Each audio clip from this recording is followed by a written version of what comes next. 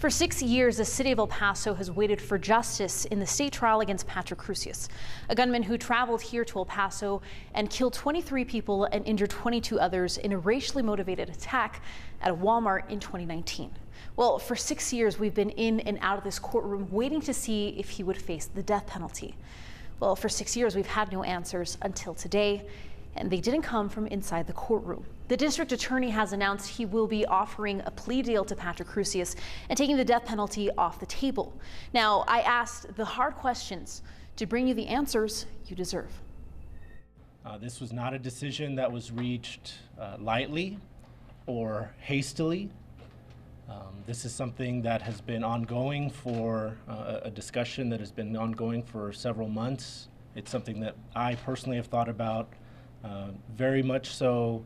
That is how District Attorney James Montoya started his address to the media, confirming that his office would no longer be seeking the death penalty in the state trial against Patrick Crusius, the gunman who targeted El Paso in 2019, killing 23 people and injuring 22 others in a racially motivated attack at a local Walmart. You know, I started these conversations apologizing to them that I'm the fourth DA that they have to meet over the last 6 years.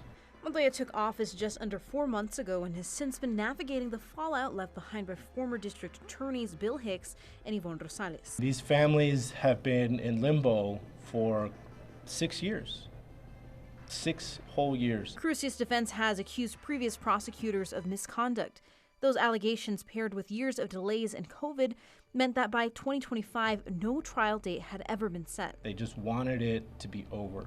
They didn't want to be getting calls from us anymore. After 6 long years in limbo, the families are closer to closure, but not everyone agrees with how it's coming. I do feel like we need to talk about this, and I want to give you the opportunity to address it, but you yourself admitted that you'd run your campaign leaning towards seeking the death penalty, and you know, this was an attack that killed 23 people, but it was a racially motivated attack that was against people that looked like most of our community. What do you have to say to the people who now feel betrayed and maybe even misled by this decision? Yeah, the circumstances, not even the circumstances, I met with the families. It's that simple. That's what changed. I'm telling you, to this day, right now, I think he deserves to die for what he did. That is my personal opinion. But that, you know, I'm the community's elected representative. I'm these families' representative. And I cannot tell them to their face after having these conversations with them where they have told me that they want this case over with, for me to tell them, I hear what you say, I understand it, but nah, we're gonna keep doing this. I am not gonna do that.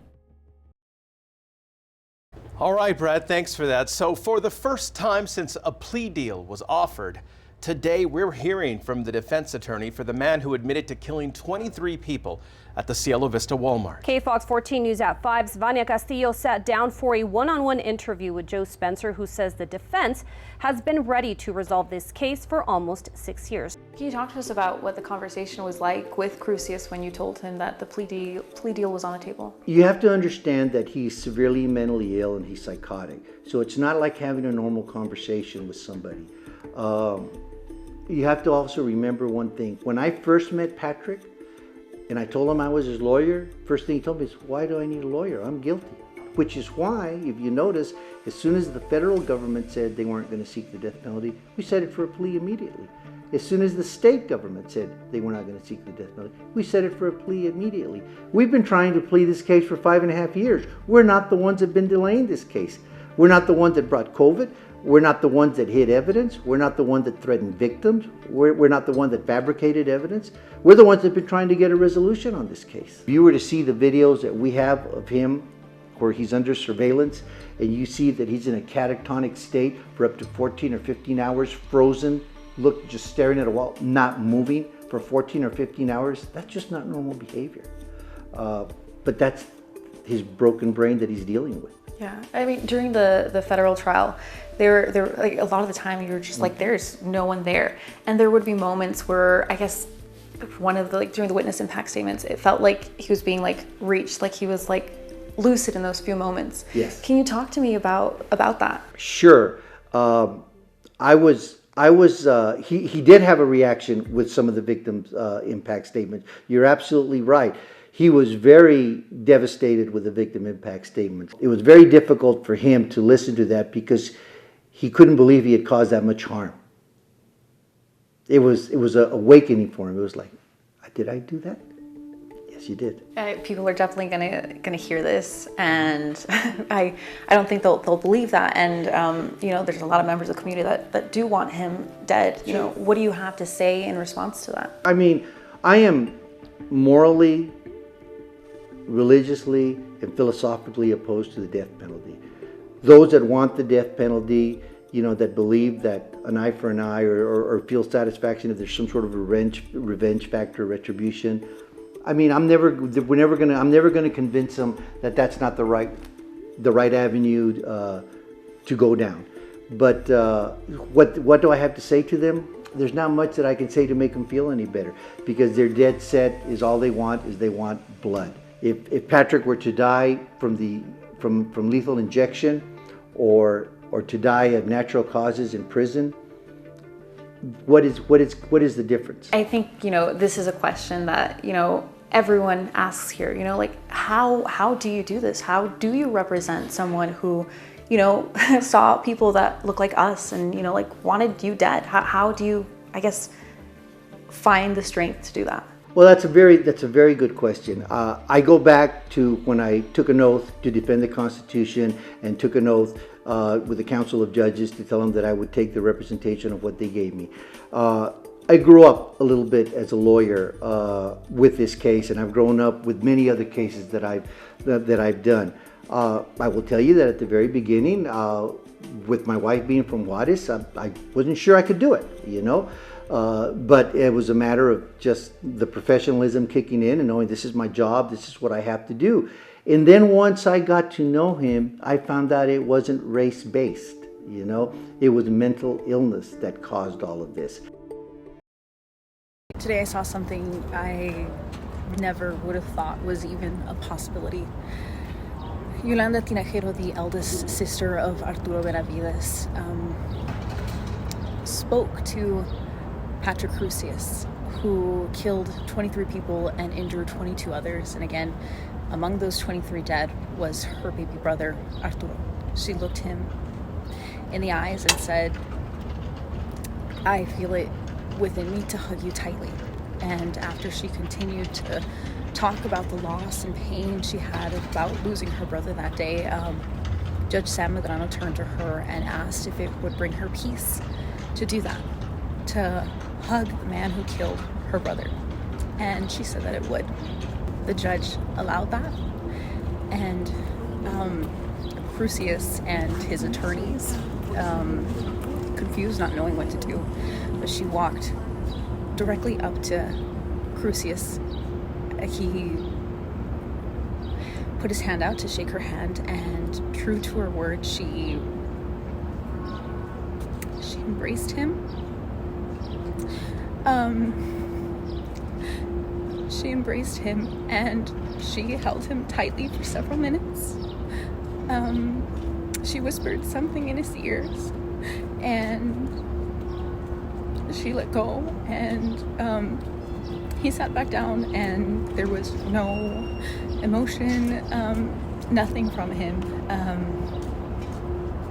The judge looked away the entire time. There was not a dry eye in the room.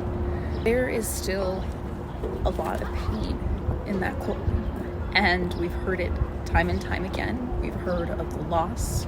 We've heard of people who cannot forgive and will not forgive, and nor should they. And I've been in a lot of courtrooms, and I've seen people in pain trying to find answers. But something I haven't seen, which I've been seeing over the past 2 days, is an overwhelming amount of love, both for those who are in pain, for the community who's stood behind them, as well as for Crusius, the man who tore their lives apart. And I'm sorry for getting emotional, but I've just never seen compassion like this before. Well, last year, the defense attorney for the Walmart gunman accused former El Paso County DA Bill Hicks of prosecutorial misconduct. an allegation Hicks denied. Now, Hicks would go on to lose the election in November, but now Hicks is revealing new details about the state's case against Patrick Crusius. I sat down with Hicks shortly after the gunman was sentenced earlier this week. He attempted to kill as many as 60 people or more. He went through, he changed, he reloaded twice. Once in the parking lot, once again in Walmart. So he went through two 30-round clips and was on to his third. He attempted to kill more than 60 people. No rational, sane person does that, right? But that doesn't excuse their actions. And it in no way does it mean that he should be excused from having to answer for it. According to former El Paso County District Attorney Bill Hicks, the Walmart shooter Patrick Crusius' attorneys would not allow him to send or receive mail while in the El Paso County Jail. I spoke with Hicks following Crusius' sentencing hearing, and he tells me that this prevented Crusius from receiving any letters from what Hicks calls his fan base. Hicks also says it stopped the state from being able to collect even more evidence against him. Very early on in the case, before they put the stop contact with him, he received a letter from a lady, not really praising him, but acknowledging what he had done and trying to befriend him. And he wrote back to that lady and said, stop writing me. I can tell by your last name that you're an immigrant too. And if you had been in Walmart, I would have killed you also. Don't write me again. Hicks believes that once his defense team saw that letter, they realized there could be more, and that the state could use those letters as proof of what he calls indications of future dangerousness. I think it was very smart of them to cut off that communication because it puts him more in a bubble and makes the outside world contact less that the state would be able to show. But certainly that letter was an eye-opener for us when we got it. So do you believe he's racist? You know, I would say yes, but it's a weird form of racism. It's a nationalist form of racism. It's just a weird form of racism. It's a very nationalist, anti-immigrant form of racism. Defense attorneys for Crusius have argued he is mentally ill and suffers from schizoaffective disorder. Hicks argues that even if he is mentally ill, there is evidence that Crusius was a perfectly functioning adult and capable of interacting with other people. He cited the morning of August 3rd, 2019 as proof of that. Even in Walmart, the morning of the incident, when he's walking around stalking Walmart, he stops at one point. He's leaning over, he's on his phone. He's leaning over, you know how they'll put displays in like the middle of the aisle, right? They'll stack up TVs or boxes of something, right? So he's leaning over boxes of something, I don't recall what it is, and he's on his phone. And a lady walks up to him and asks for his help. She wants to get something off of one of the higher shelves. And she talks to him for a little bit, and he's like, oh, okay, fine. And he actually goes and helps her and gets something off of one of the upper shelves and brings it over and helps her, gets it in her cart, and then walks off. So it's not that he's not able to interact with people on a friendly basis. He left Walmart, comes back into Walmart, goes and gets a bag of oranges, goes to the self-checkout aisle, pays for it with the self-checkout, operates the Chase, uses a Chase credit card and pays for it in the self-checkout, peels his orange and eats an orange while he's kind of watching people come in and out in the vestibule area at Walmart. And then he leaves, takes his oranges and leaves, and sits in his car for about an hour and waits for Walmart to get more full, because it started off earlier in the morning, and waits for it to get more full. So all of these things indicate that's visual proof of his ability to interact normally with people in our community, or in any community. Now, I did reach out to current District Attorney James Montoya, who declined to comment. Now I'm set to speak with the gunman's defense attorneys tomorrow. Do you wish to enter pleas of guilty or not guilty? Guilty. Felix Valenzuela defended Walmart shooter Patrick Crusius in both the state and federal cases. Crusius was sentenced to life in prison without the possibility of parole earlier this week for killing 23 people and injuring 22 others at the Cielo Vista Walmart in 2019.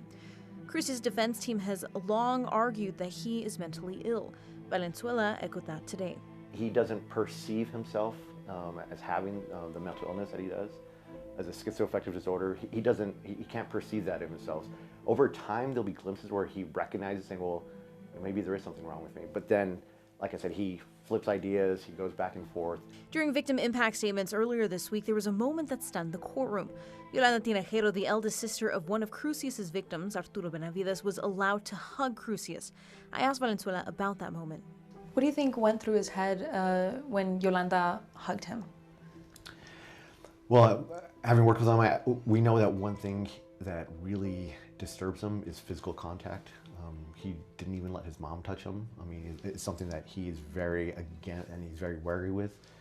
And so he was upset that the judge would let someone touch him. And so we had to explain to him, well, the judge doesn't know you. The judge doesn't know what, your background, your story as we do. And it's not about you, but it's about the victim in that case. So you need to kind of put yourself aside and let them start to heal. So you guys were able, he did talk to you about it? He did talk to us about it, saying that he was upset. So why would the judge let them touch me? Why would they let him assault me? Touch me if I didn't want to be touched? And that's where we had to explain, well, it's not about you, it's about the victim. I also asked about the moment Adriana Sandri, the widow of Ivan Filiberto Manso, also asked the judge if she could hug the gunman. Yeah. So then when he was hugged a second time, how did that? Luckily, we were able to prepare him a little bit more. So we were able to talk him, so we talked him. It's not about you. It's not about what's happening in your mind, but you have to think about the victim. So what did he say to that? He understood. He understood eventually, and he told us that he would comply. That he wouldn't do anything crazy. That he wouldn't try to break the restraint or anything, but that he would be okay with it. So then what do you think was going through his head during all of these witness impact statements? At the beginning of the case, when he was in custody, he would tell us that people would come and yell at him, or they would make gestures against him, and he said, well, why are they mad at me? I didn't hurt anyone. I didn't hurt them. Meaning that he doesn't understand, again, the full gravity that you came and hurt so many people in El Paso. We're one community, that you hurt us all.